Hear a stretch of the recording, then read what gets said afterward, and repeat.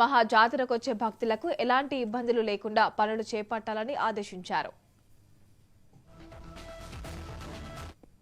Perfect గా భవిష్యత్తులో ఒక 200 సంవత్సరాలకు సరిపోయే అన్ని వసతులు ఇప్పుడు కోట్లాది మంది సుమారు ఈ జాతర జరిగేటప్పుడు ఇక్కడికి 2.5 నుంచి 3 కోట్ల మంది వస్తుంటారు.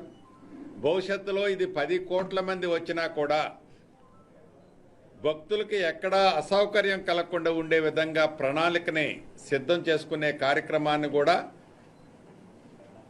ఈనాడు డిస్కస్ చేసుకోవటం జరిగింది. ఇది పూర్తిగా ఒక షేప్ వితిన్ వీక్ డేస్ 10 డేస్లో వస్తుంది. అది ఫేజ్ 2లో ఈ మాస్టర్ ప్లాన్కి సంబంధించిన అంశాన్ని కూడా చేరుస్తాం. దీన్ని గౌరవ ముఖ్యమంత్రి గారితో ఈ నెల 22వ తారీఖు తర్వాత చర్చించి ఈ మాస్టర్ ప్లాన్లో ముఖ్యమంత్రి గారు సూచనలను కూడా ఏదన్నా వారు ఇచ్చిన సూచనలు కూడా దీంట్లో ఇన్కార్పొరేట్ చేసి ఫైనల్గా మాస్టర్ ప్లాన్ ప్రణాళికను కూడా రిలీజ్ చేస్తాం.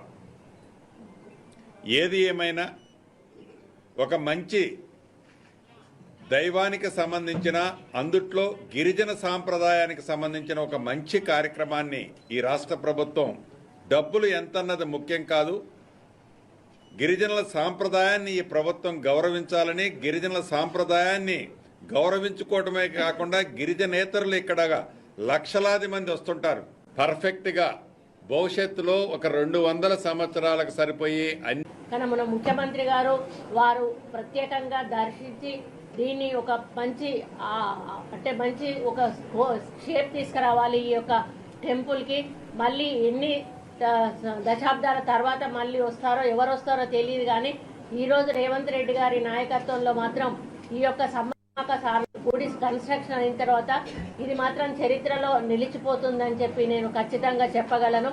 మరి ముఖ్యంగా ఇది ఒక మన రాష్ట్రానికే కాకుండా చుట్టుపక్కల రాష్ట్రాల నుంచి కూడా లక్షలాది మంది వస్తారు.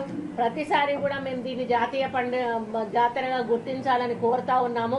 మరి ఈసారి కూడా మేము అదే కోరుతా ఉన్నాము. కిషన్ రెడ్డి గారు ఉన్నారు, బండి సంజయ్ గారు ఉన్నారు, తెలంగాణ బిడ్డలు.